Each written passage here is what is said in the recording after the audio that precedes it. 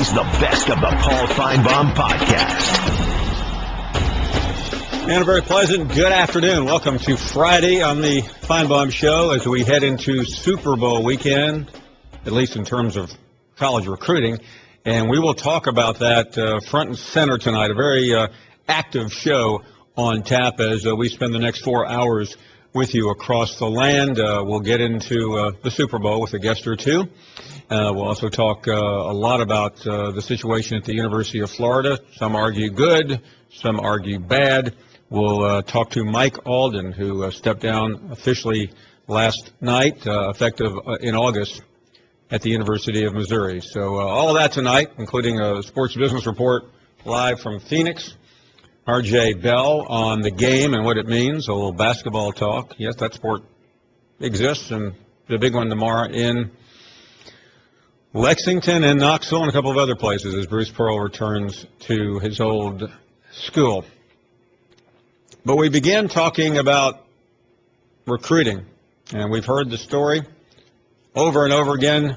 The Kyler Murray, he goes by Kyler, after flirting with Texas, he's a gig 'em all the way, tweeting, following my heart, gig 'em, big time pickup for Kevin Sumlin. And yesterday we talked about how good this young man can be with Tom Luginbill. Kyler Murray between the University of Texas and Texas A&M. And, you know, Texas A&M has been a long time home for this kid. His dad played there. He's been verbally committed to the Aggies for a considerable amount of time.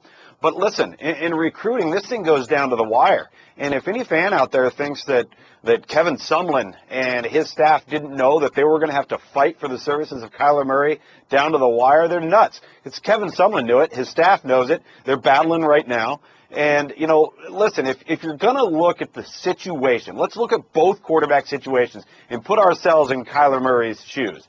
You had Kenny Hill just completely become unraveled last year, a true freshman that was highly anticipated as being a player, and Kyle Allen comes in and really shows some flashes. So he's got at least 2 years left, okay? So that's A&M's situation. Don't think for 1 second Kyler Murray and his family and that they're not looking at that and realizing and recognizing that. And now you look at Texas and look at what their sales pitch is.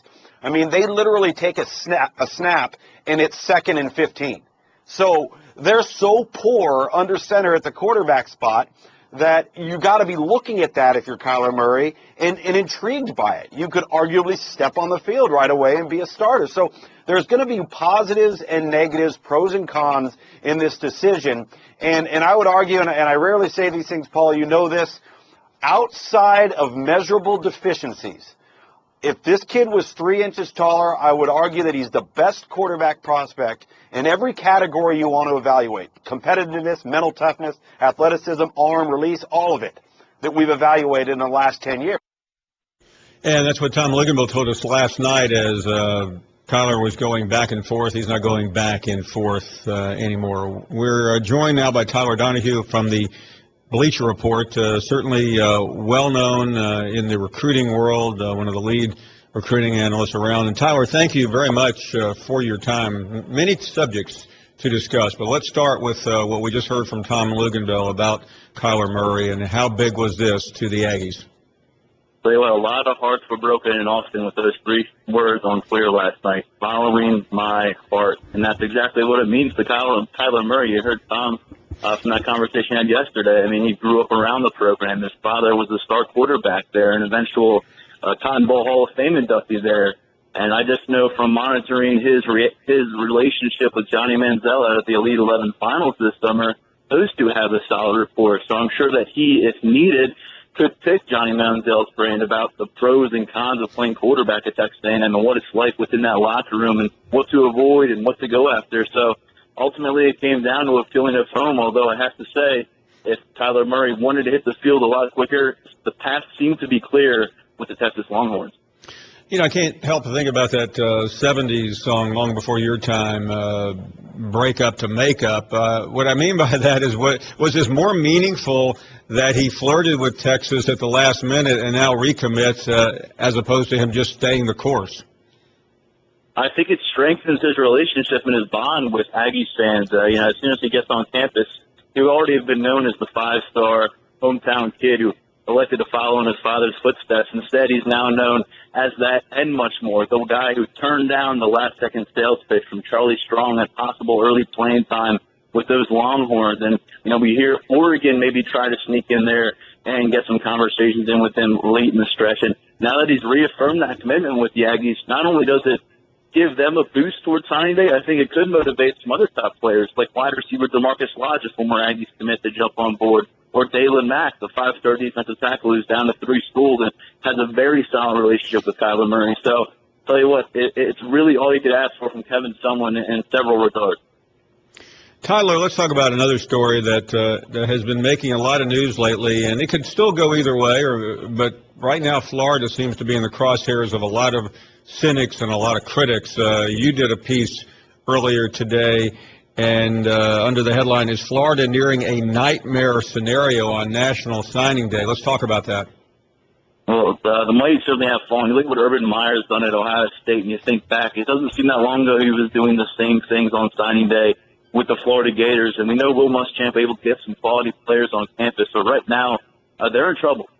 We're coming up here on signing day on Wednesday. They have 10 committed players. Only 2 of them were able to enroll early. So that means Jim McElwain has his hands on just 2 new players coming into that program. The rest are holdovers from a past regime. That's not a good sign. Right now, they're ranked 76 in composite rankings.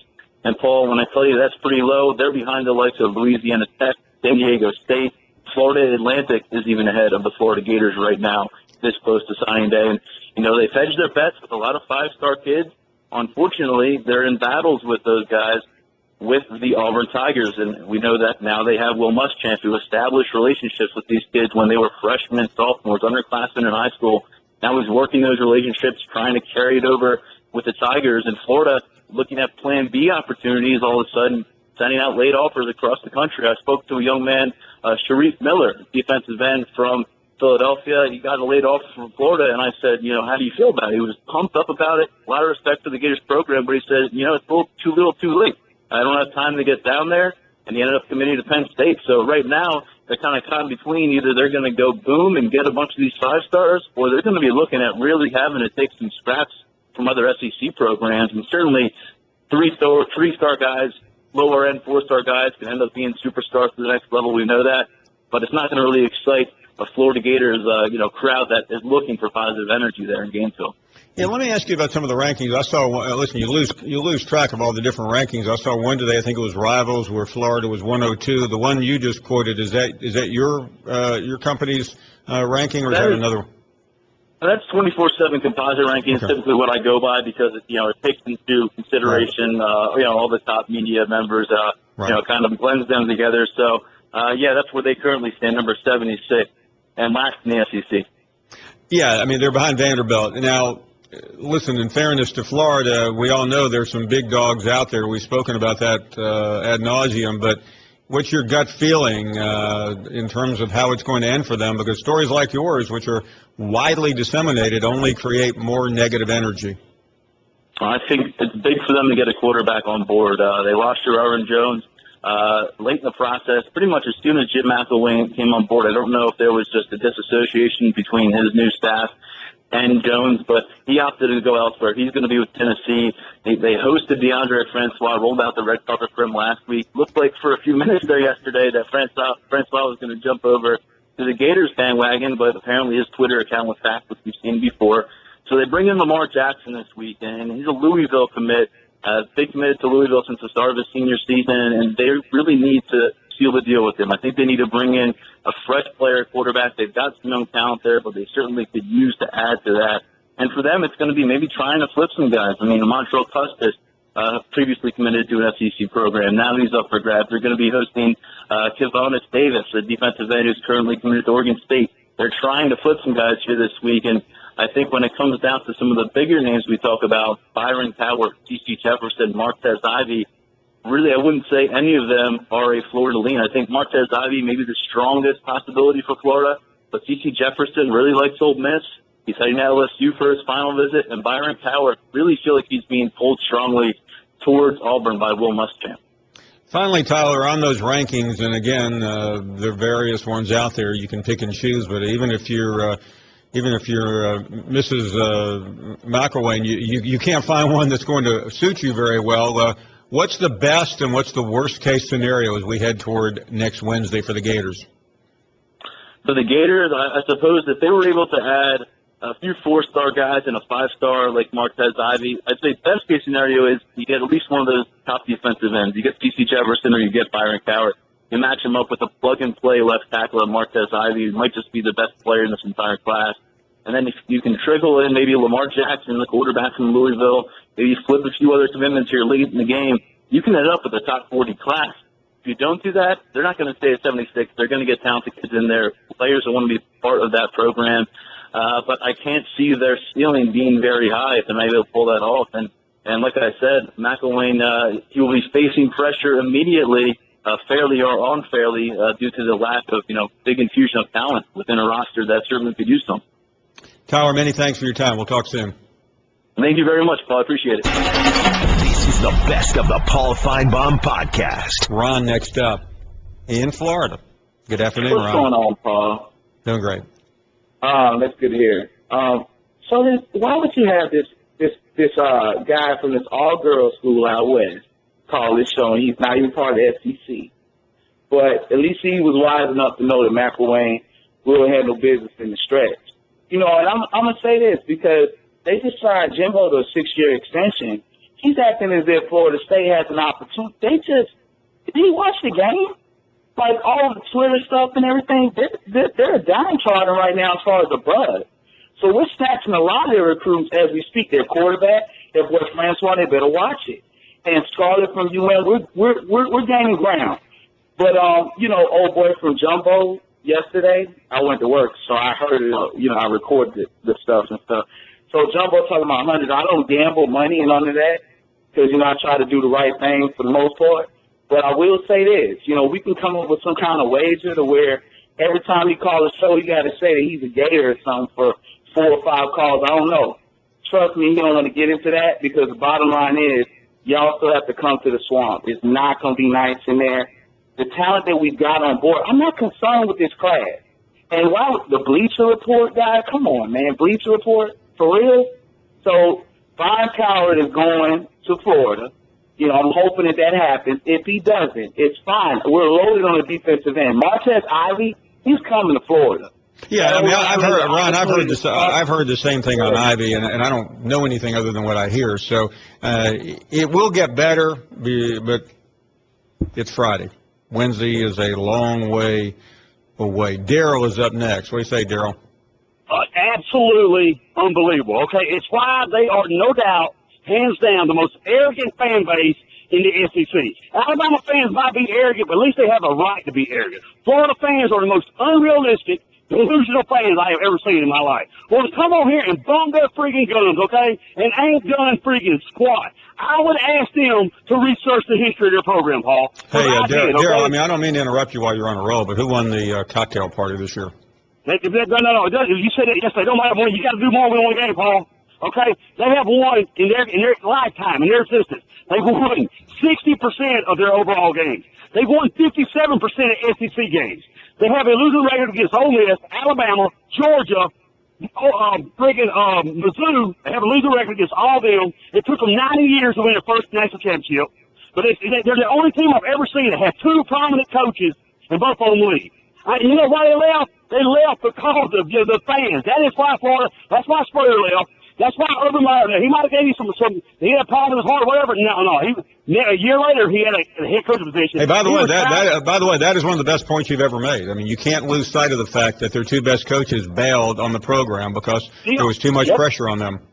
The only team I've ever known to have that happen. Never, another team bailed them. You know why? Because they're nothing without a big-time coach. They're a little bitty old Florida, but they think they're big Florida. But when their coach leaves, there's nothing no more. They're nothing but a little gator. You remember the gator chop you gave Tim Tebow? Remember that, Paul? I do. That is them to a friggin' T right there. That's a friggin' gator flop. Now, I got one last question for you. On Twitter, RT, does that stand for retweet or Roll Tide? Daryl, Never disappointing. This is the best of the Paul Finebaum podcast. Billy is in Georgia. Hey, Billy. Hey, Paul, how you doing? Quite well, thank you. Appreciate you taking my call. Hey, You bet. listen, I'm a Bulldog fan, but I want to ask you a question, if I may. We do this every year, Paul. We get the best players, we get the more money, we get the best people, and we line up in the Belt Bowl, and it gets real quiet till the season starts again. Where do you think the problem's at, Paul? Well, I mean, let me point out a couple of things. And Mark Richt's been to about 5 SEC championship games, so the problem is I not. understand that. I think the problem is consistency. And I hate to use Alabama as an example, but I will. Since 2008, Alabama has either played in the SEC championship game, played for the national championship game, or been very close. If you the only year in that group, 8, 9, 10, 11, 12, 13, and 14, the only year in that group where Alabama was not in contention for the SEC or the national title, I believe, was 2010. And I think they were still in the top 10 going into the Auburn game, but they got knocked out by losing to LSU in Baton Rouge in the first or second week in November. Other than that, they've always been there or been very close to being there. Georgia just has this innate ability or inability to blow big games. I mean, last year they were rolling along. Right. What happened? Florida. I mean, no, there's no excuse to lose to Florida. None. Not this Florida team. And Georgia did. Not. Florida put up a great big old sign that said, "We are not going to throw the ball." No, that's where the frustration is. And I'll say this, and I've defended Mark Richt as much as anyone who can possibly do so recently. If next year is disappointing, I think he will have some problems because the expectations are high. You have Alabama at home, and you're bringing in another great recruiting class. You do have a couple of issues, namely the quarterback situation, although I don't think it can get much worse than it was last year. Mark is next in Columbus, Ohio. Hey, Mark.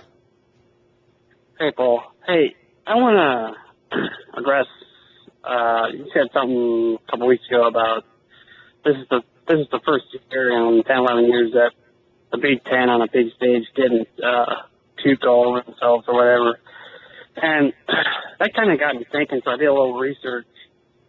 And in the last 5 years, I included BCS championship games, BCS games, semifinal games, and the New Year's Day 6, which includes pretty much all the big bowl games. In those bowl games, the SEC is 5-8, and the Big Ten is 8-4. Now, I'm sure that's a surprise to a lot of people, but when people talk about SEC propaganda, I think that's kind of what they're talking about. Can we cut this guy off? I mean, how did this guy get on the air? Oh. Mark, you're right. Hey, Paul. Yeah, no, I'm kidding you, of course. But here's how the SEC has been able to get around that, and it's quite simple. They've won the championship games, even though they haven't won all the other ones. But last year, I will sound like a propagandist for a moment, but even though Alabama and Auburn lost the 2 BCS games, including the national championship, the SEC won almost every other game, and I think finished with 3 of the top 5. So the SEC has been able to make up for the deficiencies, while the Big Ten, until last year, has lost the Rose Bowl on a consistent basis until we saw the game against Stanford. But we the Michigan State win. I was intended to say. Go ahead. I think Iowa's 1-0, Michigan's 1-0. But Mark, what is that? Help me for a second, though. Those are great stats, but what do they mean? Because they don't mean anything. Yeah, well, I think what they mean is, it obviously doesn't mean that the Big Ten is better than the SEC, but I think what it means is the Big Ten is not as bad as their reputation, and the SEC is not as good as their reputation. I think the truth. Well, no, Mark, I don't think that's really accurate. It's the big stage that helps define the league, and my argument has always been going through the SEC, even this year when it was much maligned, is considerably more difficult than going through the Big Ten, going to places like Purdue and Indiana. This is the best of the Paul Finebaum podcast. Renegade is in Atlanta. How are you, Renegade? Hey, Mr. Finebaum, how about a big tomahawk chop right up the Gators' butt? Because they suck. And don't nobody care about what they're crying about down in Gainesville. You hear what I'm saying, my brother? I think I do. Hey, you know, the reason I'm saying that, Paul, the SEC don't need the Gators. It's been as popular as it ever has been with the Gators being down. And, you know, since they haven't been relevant, it's been just more popular than it's ever been. So nobody needs them. Nobody needs them to come back. We dang sure ain't interested in their recruiting woes. And, you know, I just want to say, you know, stop whining, Paul. You know what I'm saying? Charles is up next. Charles, what's going on? Good afternoon, Paul. I seen that clip about me talking about them women. That was taken completely out of context. That ain't the what I meant. That ain't the way it meant. Come out that way. Now, Charles, help me with this. For the record, have you been married? Yes, I have. Because I thought I met your daughter one time. That was my daughter-in-law. Daughter-in-law. Okay. Yeah, Huntsville. Okay. Well, I knew it. Well, that would confirm that you've been married. Oh yeah, I've been married. I ain't married right now. But how long were you married? About 29 years. 29 years. Yeah. It seems like that's a long time. It is a long time, ain't it? Especially for me. Well, I mean, considering how young you are, because I know you're younger than Jim from Tuscaloosa, aren't you? Anybody's younger than him because of this show. I mean, he's old as dirt. And you know, Paul, I said that was all taken out of context. You know, I didn't mean that about all callers to the show. They got some good women callers to the show, like Phyllis and Tammy. Especially that old woman. Hold on a second. We have that lady Celina up in Ohio. She's not. Can any chance we could put them on together? Because Celina was taking she took a front. She was really upset with Celina. Are you there? Oh, I'm here, Paul. Hello. Hi, Celina's Charles. in Columbus. Would you tell Charles to his face what you told us yesterday? Absolutely. Let me tell you something, Mr. Charles. Women can talk about anything they want to. As a matter of fact, what you said yesterday wasn't taken out of context. You said you were annoyed that so many women were calling the show to discuss sports. Well, let me tell you something.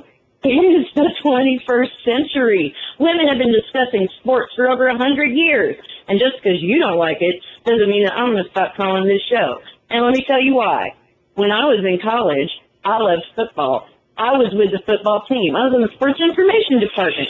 And what I wanted to do was work in football as a journalist. But you know what I was told by people just like you? There is no room for women in football. So here we are today. And what do? I get to call Paul Finebaum and talk about a sport I love that I'm totally qualified and knowledgeable about. And then to hear somebody like you turn around and say that women don't need to call up a sports show. No, if they do, no, that's exactly what you said. Don't sit there and try to change what you said. You said that women didn't need to call up a sports show. Okay, Celina, hold on a second. Allow Charles. Let's do this like adults, unlike some of the calls we've had. Charles, react to that. Well, let me explain myself. What I was trying to do, that woman wouldn't shut up. What I said is, all women callers ain't like that. You know, I'm talking about the callers that ought not call a show, a sports show, that call in and just throw themselves at Paul's feet. They say things like, "Oh, Paul, I want to see you dancing on the stars. Oh, Paul, I want to nibble on your ears. Oh, Paul, I want to do this. I want to do this. I want to see you modeling pantyhose like Joe Namath did." Well, Paul, you'd look like more like Twiggy than you would like Joe Namath. And there's women that call in and just throw themselves at Paul, and Paul gets tickled, he gets embarrassed. I can see that pink skin coming through, all that makeup on is still coming through. Paul gets excited. He gets jipper. He can't even sit still. He gets excited about it. He loves it. Every kind of women I talk about, I'll not be calling the show. Any woman talks about sports is call this show. I think you're cute as a button, Paul. There you go. There you go. Well, Charles, here's what I think's going on with you, and I'm not soliciting these women. We engage intellectually. That's what you have to do. You just can't be so obvious. Am I correct, Celina? That's very true. And the great thing about a show like this is that there are all kinds of fans at all different levels, and they all have something to say. And if somebody wants to call Paul up and brighten his day, which considering some of the days he's had lately is probably a nice thing, I don't think that's such a big deal. But I don't think it's fair, Mr. Charles, to tar all women with the same brush. And even though that's not what you meant, that's the way it came across yesterday. Charles, let me ask you a question. Since you're, and I'm not trying to get personal here, but since you were divorced, your marriage ended after 29 years, have you had an easy or difficult time meeting women? Oh, I can meet women, Paul. Okay, I just ain't found one yet that's good enough or one I want. I'm hard to please, Paul. And if I get married again, it's going to be somebody I really want. Now, Charles and Celina, help me out. Is one of the requirements that does your lady in waiting have to be an Auburn fan? Yes, oh yes, sir. I ain't gonna go with no Bam Ed. I tell you that right now. Okay. So that could be one of your problems, Charles. Because there are a lot of Alabama fans that might be interested in dating Charles from real town. You should be interested. I tell you something, Paul. I don't understand how you bring out this animal magnetism out of these women callers that call in. They want to nibble on your ears. They want to take you out dancing, take you out eating. And one woman calls in and wants to rub your bald head, and I assume that bald head's in between your shoulders. I don't guess it's nowhere else they're talking about. But it's a phenomenon you have on these women that brings out this animal magnetism. I don't know what it is. You ain't no Charles from real town, and I can't figure out what in the world you got that these women call in and act like they do. Next time you're in Birmingham, look me up. You can come too, John. Now we're talking, Paul. Okay. As much as I tried, Celina, I don't think we can help Charles. Do you? I think he's jealous of you. I think he's jealous of your animal magnetism, and I don't think that it really has anything to do with sports. So I retract my angry statement of earlier. As long as you understand, Mr. Charles, that not all women call this show because they want to rub Paul's bald head. Okay, well, guys, thanks. Charles, I wish I could help you. Celina, obviously there is no help for Charles, and I think when I don't know, we could do this some other time, but when you're divorced and you narrow the field of prospective women to only one fan base, I do think you limit the choices. So, Charles, you need to open it up. I mean, there are a lot of young ladies out there, or in your case, middle to elderly ladies, who might be fans of another school. This is the best of the Paul Finebaum podcast. Go ahead, Larry. Hey, Finebaum. Charles got beat down by a woman, Jack. He didn't know what to say. Oh, my God. She slapped him around. She did. Oh, Charles, Charles, you listening? Man, do yourself a favor. Stay away from arguing with women. It's worse than arguing with Jim. I mean, they ain't never going to be wrong, brother. And you don't ever call in here talking about football. You know why, Charles? There's nothing for you to talk about. You're a loser. You're an Auburn fan. And I'm going to tell you something. And Larry, I thought you were calling and offering to date Charles. I missed that one. No, hell no. I'm going to date him. I'm going down to Real Town Saturday and do some video interviews on some things. I'm going to find him. He called me out, Jack. I get through roughing that head up, Charles. You might want to wait on reconstructive surgery before you look for a woman. No, I ain't got nothing for Charles but a knuckle sandwich. But I'll tell you this, Charles, you don't talk about football because your teams are losers, just like you. 8-5, 59-0. You're scumbuckets. You're the whole Auburn. You noticed Auburn don't even call in no more, Paul. None of them Auburn fans, they under the rocks. So, Charles, I'll be looking for you, and I'll be in real town tomorrow. It don't matter whether you believe me or not. You ain't nothing, Buck. Tell me what you know about Auburn football. What recruits are they waiting on right now to sign with Auburn and make them big time? Down. Come on. Who they waiting on, Charles? Charles, you there? It don't matter whether you believe me or not. I'd give you you a said that already, touch. Charles. I know you got it. Sometimers. Sometimes you remember, sometimes you don't. Charles, you have anything to say about that before we go? No, he's whooped. Charles? He's whooped by that woman. Bring Bill down. Charles? Charles is like, got you, Tom. Charles is saying the same thing over and over again. Charles, him in the head, somebody in the room with him. Any final comment there, Charles? It don't matter whether you believe me or not. I'd give you a comfortable ass with it. Okay, Charles. Hello, baby, or not. Long time, Pa. Wow, that's one of the best calls ever.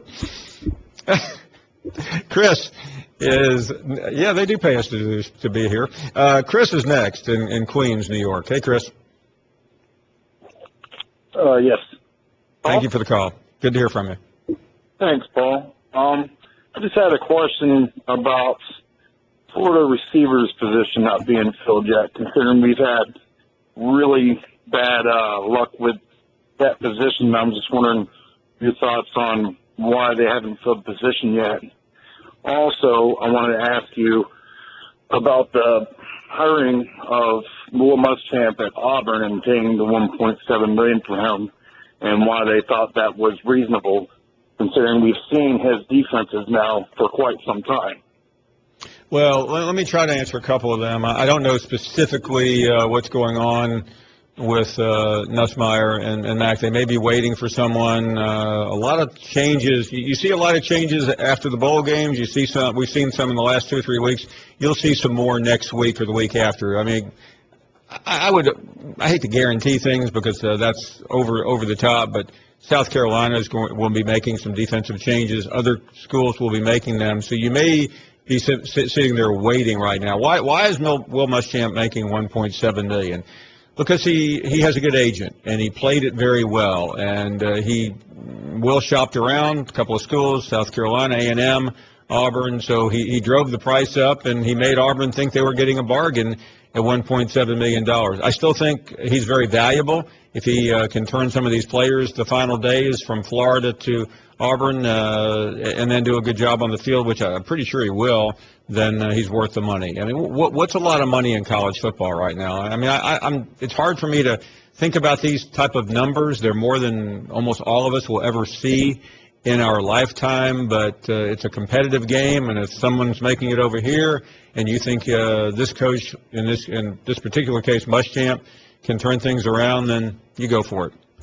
Let me bring in Mike Alden to the program. We were waiting to get him clear, and we do have that now. Mike Alden announced yesterday that he is stepping down at the University of Missouri effective in August as the athletic director. He said he will teach, and we've had a lot to say about this. Mike, thank you for the time, and we certainly wish you well in where you and what you do from here. But talk a little bit about your decision I doubt you made it yesterday. This is something that sounds like you've come to a conclusion after a lot of thought. Yeah, we have. And first of all, Paul, thanks a lot. Thanks for having me on today. You bet. Appreciate that. And our pleasure. Oh, I mean, this is my wife, Rocky, my son, Jake, our son, Jake. You know, it's our little family unit. And this has been something that, you know, we've thought about how long do we want to continue to be in this part of our, profession, and where does our passion lead us and different things. And I'm telling you, Paul, it's been amazing. 17 years at Mizzou has been great with us. Our move to the SEC has been terrific. But, we've got a lot of good things going on at Mizzou right now. And we just thought on our journey, as a family and our faith, also our faith plays a lot in the things that we do, just said it led us to say, hey, this is a good time. It's a good time for us as a family. It's a good time for, we think, the athletic program, and we think it's a great time for Mizzou as well, too, to be able to keep this thing going. So kind of a combination of things that doesn't have anything to do with health, doesn't have anything to do with our family, doesn't have anything to do with, my boss, who's awesome, Bowen Lofton. He's terrific. Mm-hmm. It just had to do with this was a good time in our lives to be able to do it. And we're excited about it. I was struck by a number of things, maybe because we're in the same age range. I think it seems like you're rather young to be moving on. So that may be self-serving bringing that up, but I am curious because most people normally wait into their 60s to make a decision like this. Well, we are young. Both you and I are very young. I know that.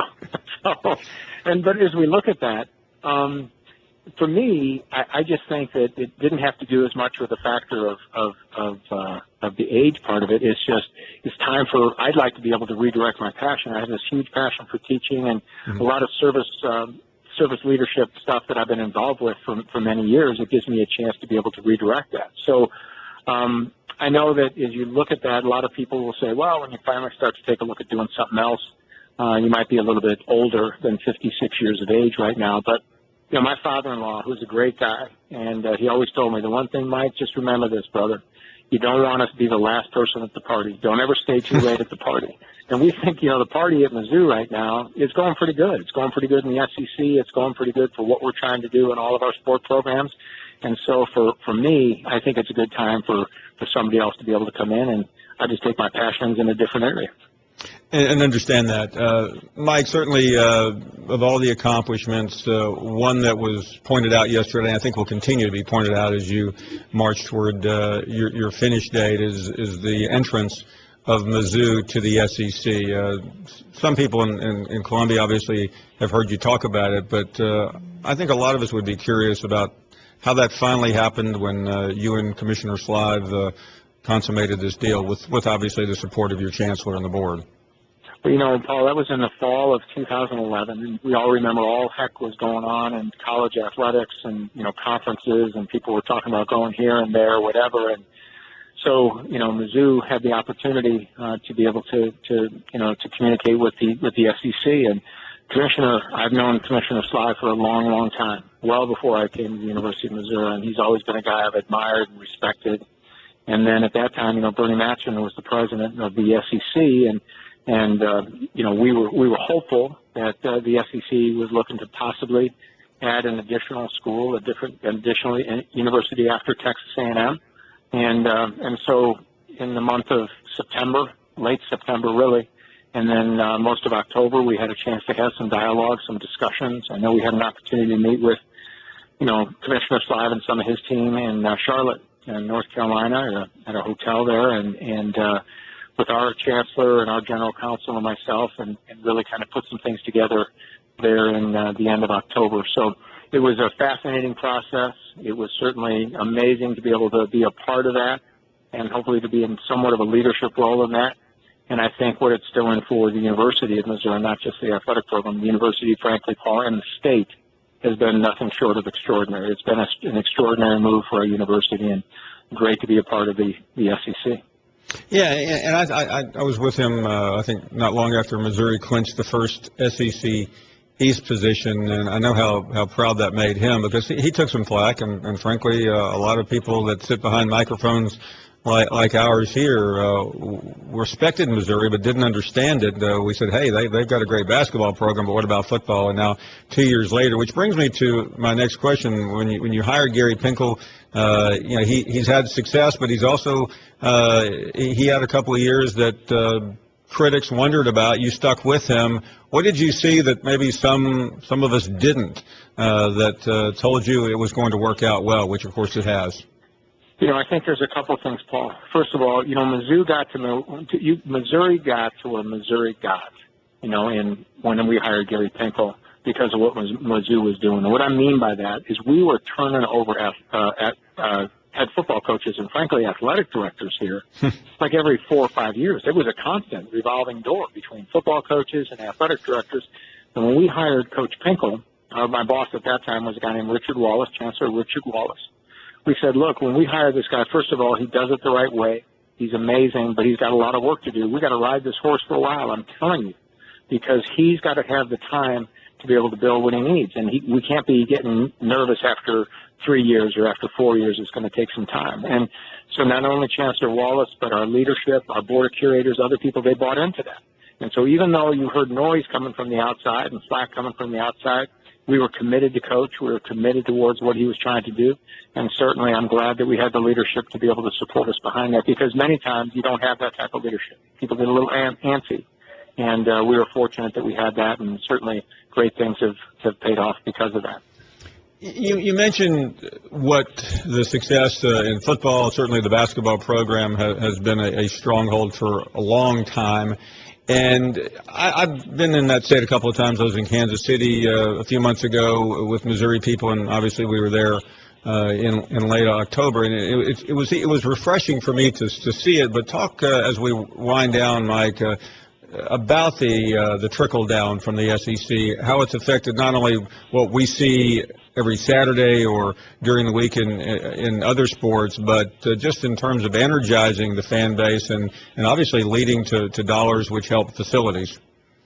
You know, Paul, again, you saw it firsthand when you were here for SEC Nation, was here for the game and the quad, and we had a ton of people out there that day, a lot of enthusiasm. But what I've seen that's translated to those areas that you're talking about is prior to our move, you didn't hear this kind of stuff, but when I'm going different places, wherever it is, people are always talking about, man, we're not only Mizzou, but we're part of the SEC, and that brand itself, the pride that people have associated just with that conference or with that disc or with what that means to a lot of people has really resonated to our fan base. And so not only are they obviously proud Missourians, proud Mizzou Tigers, and proud of what we're trying to do as a university and an athletic program, their pride has been elevated by the fact that they're part of what they recognize as the strongest conference in America. And it's really created so much more energy from our fan base around the state, unlike anything I'd ever seen before. When it happened, immediately it was there, but it just keeps building from there right now. Mike Alden stepping down as the Missouri Athletic Director. Mike, congratulations. Really wish you well. It's been a pleasure and an honor to have you on. Paul, I appreciate it very much, and I'll be around for the next few months in this role until they get a new AD. So at some point, I may see you, want to run around somewhere. So I look forward to that. But thanks so much for having me on. Our pleasure. Thank you. Mike Alden stepping down first class and has done a phenomenal job at the University of Missouri. This is the best of the Paul Finebaum podcast. Jim is next up in Indiana. What do you say, Jim? How you doing? You have a great show, and you do an excellent job. Thank you. I just wanted to, you always say, and it's a very true statement, that, somebody like Ohio State would have played in the SEC this year, how would they have done? And that's true. Well, you have to use the same criteria with Bear Bryant. How would he have done if he would have had to play in the Big Ten and beat Michigan and Ohio State with his all-white teams? He was only playing white teams down there, too. Beat Michigan, Ohio State, and then going out to the Rose Bowl and having to beat UCLA or USC. I know USC went down to Alabama one time, and they had African-American players on their team and just crushed them. I don't think he would have ever won a Big Ten title or a national title, but we'll never know. Okay, Jim, we'll never know. I'm not what going Ohio to State this is your done call, but you're saying Bear Bryant, who won 6 national championships, you don't think he would have ever won a Big Ten title? Well, I don't think, no, not if he would have had to beat Michigan or Ohio State in the same year. No, I don't think, and then, no. Even if he would have done that, then he would have had to win a national title. He would have had to beat either USC or UCLA. Well, I mean, I don't know when. One thing I'm not going to argue with you. I'm just going to state a few facts. Alabama started recruiting African-American players in the late 60s, and they started playing in the early 70s. Bryant won national championships in 73. He won them in 78. How many black players did he have on the team? And the teams he was playing, Mississippi and Mississippi State. Hold on a second, Jim. I'm talking. I mean, he did not have African American players in the 60s. That's a fact. In fact, the 1966 team, of which he was undefeated, and the national champion Notre Dame played for a tie against Michigan State. Cost him a national championship because there was a bias, and there was also a bias about some of the non-conference games he played. He opened the year against Louisiana Tech, but certainly at the end of his career, when he was going for a third straight national championship. His team had numerous black players, including several captains. But even then, but you see. Yeah, listen. We can have an intelligent conversation, but I would just give you a heads up here. Do not argue Bear Bryant history with me, please. No. Because you've already indicated in this conversation you don't have any clue of which you talk. I mean, if you want to come in here and argue Bryant versus Woody Hayes or Bryant versus... I'm not arguing that. I'm not arguing that at all. I'm just saying. By the way, I think it's one of the, for all the greatness of Bo, he never won a national championship, and you're wanting to compare him to Bear Bryant, who won 6 national championships? Please. Well, he didn't. Bear Bryant did. All he had to play was other SEC teams. No, you're not. Jim, you're clearly not listening to me. He played major powers. I mean, you got through quoting Southern Cal. They played in 1970. Alabama returned the game in 1971 and won against John McKay at the Coliseum. Would you consider SC in 1971 a major opponent? Yeah, well, yes, he lost in 1977 one game. It cost him a national championship. Would you like to know what team he lost to in 1977? He lost to Nebraska in Lincoln. I guess that doesn't count, does it? Well, yeah, but it's the same. He lost point. a national championship in 1972 in the Orange Bowl. I guess that doesn't count, does it? He lost to Nebraska. He lost in 1973 against a non-SEC team in the Sugar Bowl. Notre Dame. I guess that doesn't count. In 74 and 75, he beat Penn State in a bowl game. In 76, he won a game against UCLA. In 77, in 77, you know who he beat in the bowl game in the Sugar Bowl? Nobody important. Ohio State. I mean, should I keep on going and make you look stupid, or would you like to respond? No, but you make my point. No, I haven't made your point. To get to the championship, you're talking about the greatest coach in college football history, and you compared him to Bo Schembechler, who never won a national championship. I didn't compare him to Bo. I said he would have had a beat. You said he couldn't have won the Big Ten against Ohio State and Michigan. He would have had to beat both of them, and then he would have had to beat Southern Cal or UCLA. I was talking about national championship. And he did. I just got through saying he beat Southern Cal in 71. He beat UCLA in 76. I mean, you haven't made a point yet that has stuck. Well, it's just like Ohio State won this year because they beat Alabama, but why would they have done in the SEC? They probably wouldn't have been in that game. I agree with you. That's the first thing you said. I agree with. But what I'm saying is, you're the one who came in here bumping your gums about Bear Bryant, who changed with the times, who adapted, and he'd win today. That's what a great coach he was. Oh, I agree with you that he changed. And he would have won in any league, in any sport. That's how. I mean, you've got. And by the way, in 1975, he lost a national championship because he missed. He lost one game. He lost to Missouri. I mean, he played non-conference games every year against the best teams out there. He went to Washington. He went to Seattle one year during this stretch. I mean, why don't you? I mean, listen, I don't mind having a conversation, but I do mind having a conversation when somebody walks in here and says the greatest coach of all time wouldn't have won the Big Ten and then can't come up with a single fact to support their argument. No, I said he would have had to win the Big Ten and win the Rose Bowl to win a national championship. That's all. Okay. Well, do me a favor, Jim. Anything you ask. Go. Do you have an iPad or or a computer? Right. Okay. Well, we'll go Google Bear Bryant, study his record, and give me a call back. Thank you for listening to the best of the Paul Finebaum podcast. Tune into the Paul Finebaum Show every day from 3 to 7 Eastern on the SEC Network or on the ESPN Radio app. Geico presents Strange Savings Stories. Astronomers detected an interstellar transmission. It stated, Geico, 15 minutes could save you 15% or more. The implications were staggering. Was the cosmos telling us we could all save hundreds on car insurance with Geico? Or did their radar merely pick up a signal from the nearby Rufus and Clyde's morning show? We may never know. Geico. 15 minutes could save you 15% or more on car insurance.